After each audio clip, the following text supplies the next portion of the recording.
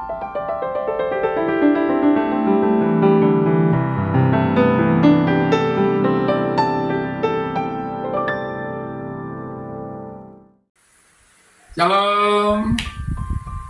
bertemu lagi dengan saya, dan ini adalah pertemuan kita yang kedua dalam satu tema besar, yaitu Mari Belajar Alkitab, di mana kita akan mempelajari firman Tuhan, yaitu kitab-kitab dalam Alkitab secara sistematis, yang dimulai dari kitab Perjanjian Baru.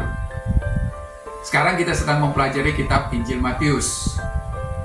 Dalam pertemuan kedua ini, kita akan mempelajari Injil Matius pasal 1 ayat 18 sampai 25 dengan tema Kelahiran Yesus Kristus dan Ketaatan Yusuf dalam Rencana Allah. Matius 1 ayat 18 sampai 25 adalah bagian awal dari Injil Matius yang mengisahkan kelahiran Yesus Kristus. Bagian ini memiliki 3 fokus utama. Pertama, kelahiran Yesus dari Roh Kudus yang menunjukkan bahwa kelahirannya bukan hasil hubungan manusia biasa, tetapi merupakan karya Allah secara langsung. Yang kedua, peran Yusuf sebagai figur ayah bagi Yesus yang menunjukkan ketaatan dan kesalehan seorang pria yang menghadapi situasi sulit tetapi tetap setia kepada Tuhan. Dan yang ketiga, pengenapan nubuat Perjanjian Lama yang memperlihatkan bahwa kelahiran Yesus telah direncanakan Allah sejak dahulu untuk menyelamatkan umat manusia.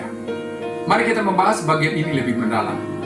Pertama, kelahiran Yesus dari Roh Kudus. Kelahiran Yesus Kristus adalah seperti berikut. Pada waktu Maria ibunya bertunangan dengan Yusuf, ternyata ia mengandung dari Roh Kudus sebelum mereka hidup sebagai suami istri. Ayat yang ke-18. Pada zaman itu, pertunangan dalam bahasa Ibrani disebut Kiddushin sudah dianggap sebagai bagian dari awal pernikahan yang sah, meskipun pasangan tersebut belum hidup bersama sebagai suami istri.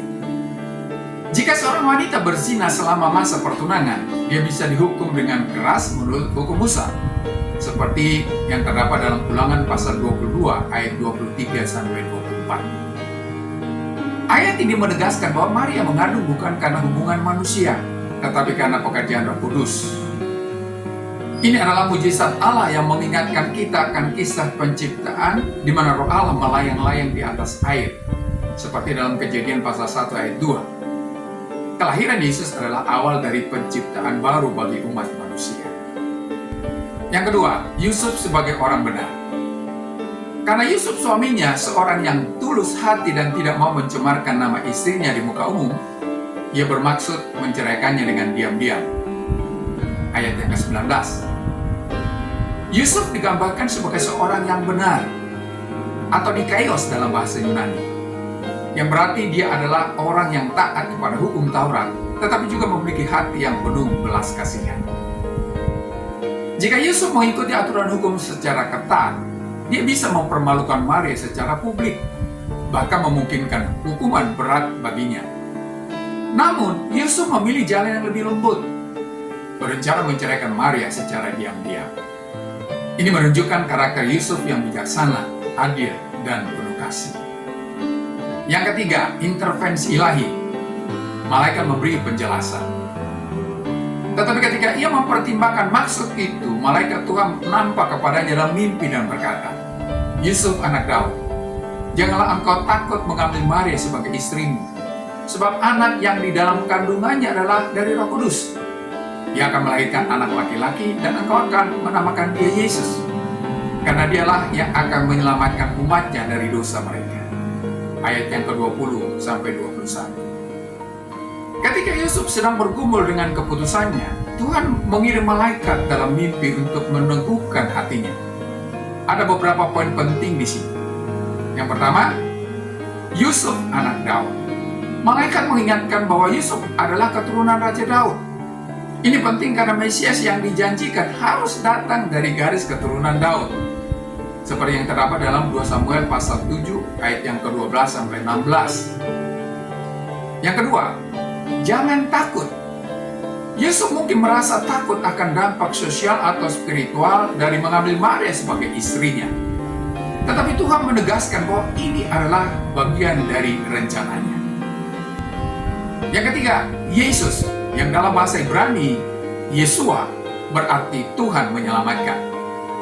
Nama ini langsung menunjukkan misi Yesus untuk menyelamatkan manusia dari dosa. Tidak seperti pemimpin dunia yang menyelamatkan dengan kekuatan militer atau politik. Yesus datang untuk menyelamatkan manusia dari kuasa dosa dan maut. Yang keempat, pengenapan nubuat perjanjian lama. Hal itu terjadi supaya genaplah yang difirmankan Tuhan oleh Nabi.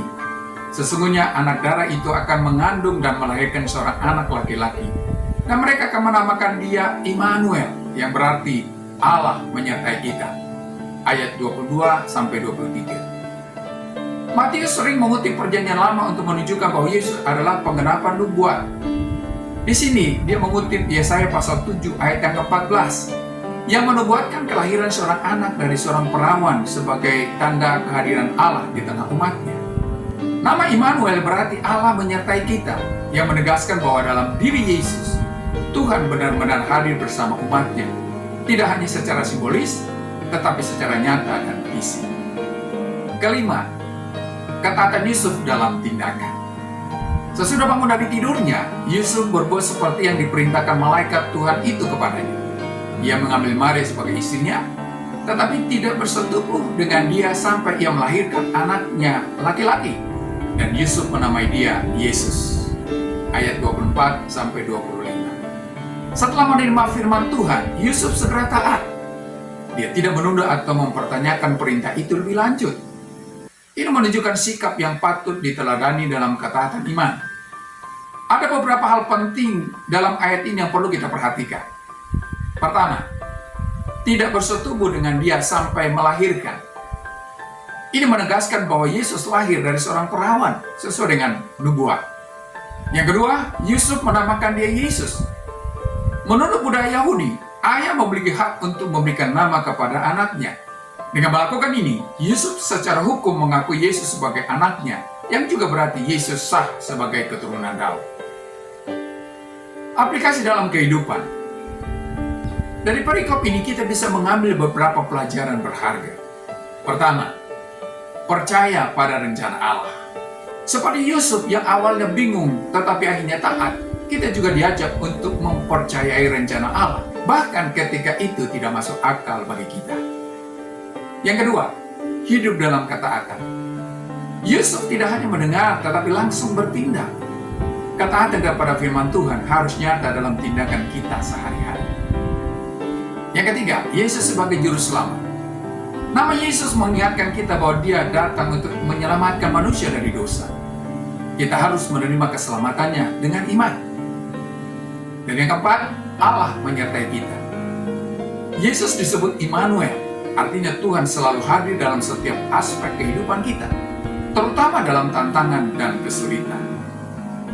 Sebagai kesimpulan, Matius pasal 1 ayat 18-25 menegaskan bahwa kelahiran Yesus adalah bagian dari rencana keselamatan Allah yang telah dinubuatkan sejak lama.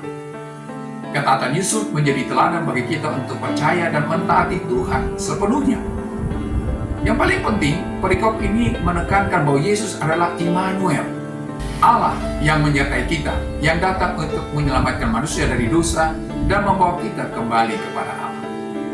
Sebagai respons, kita dipanggil untuk menerima Yesus sebagai Tuhan dan Juru Selamat, serta menjalani hidup dengan iman dan ketaatan, seperti Yusuf yang berserah sepenuhnya kepada rencana Tuhan. Sampai di sini pertemuan kita kali ini, dan kita akan lanjutkan di lain kesempatan.